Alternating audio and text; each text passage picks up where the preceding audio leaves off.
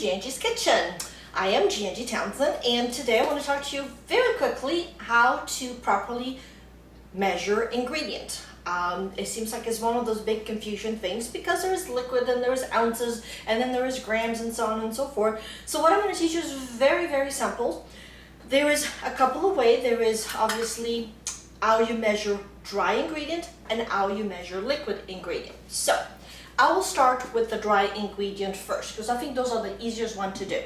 So it goes within a spoon, tablespoon, an eighth of a spoon, whatnot, and also with cups and half a cup and so on and so forth. So the easiest and most accurate way of measuring dry ingredient is always on a little level measuring cup.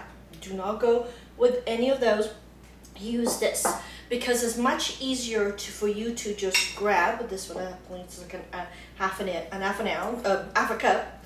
You take it, you put it on, and then with the spatula you can even it out. So when you go over it just like this, you have the perfect quarter of a cup of dry ingredient. Much easier to work with than if you were to put it in one of those where you kind of have to eyeball it and it's never the same. So I'll highly recommend always using for your dry ingredient a level, either a cup measuring as well as same thing with a teaspoon or half a spoon and whatnot. You just put it down, take a little spatula, or obviously the back of the knife as well. The spine of the knife is easy to do it, and that's very simple. So this is how you do dry ingredient. Now we're coming to wet ingredient, and wet ingredient there is all sorts of measuring ways. However, the best ways to do it is to take your measuring cup, put it on a level surface, start pouring in, and then eyeball it. Just go eye to eye with it. They're fantastic. As you can see, they all have little lines, a quarter, a third, and whatnot. So level space, look at it, and boom, it's done. I have quite a few of them. Always, if it asks for a cup and a half, just use a bigger one. Don't use a small one.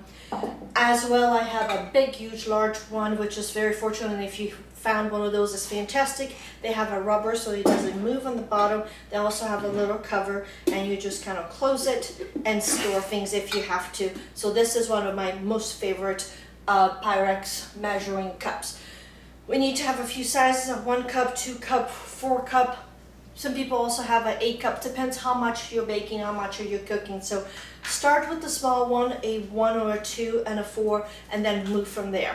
One other thing too that we use for measuring is also a scale.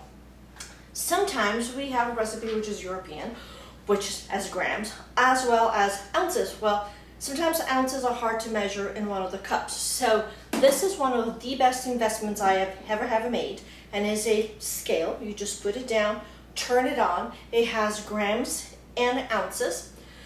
And also it does a zero tar. That's mean I can just turn it on, put a cup over it, and then zero it again, and whatever weight of that cup is completely taken off, and only the ingredients are measured, actually weight. So it goes well with liquid. It goes also very well with ounces. So one of my most wonderful purchase. I'm sorry, I'm finding my words.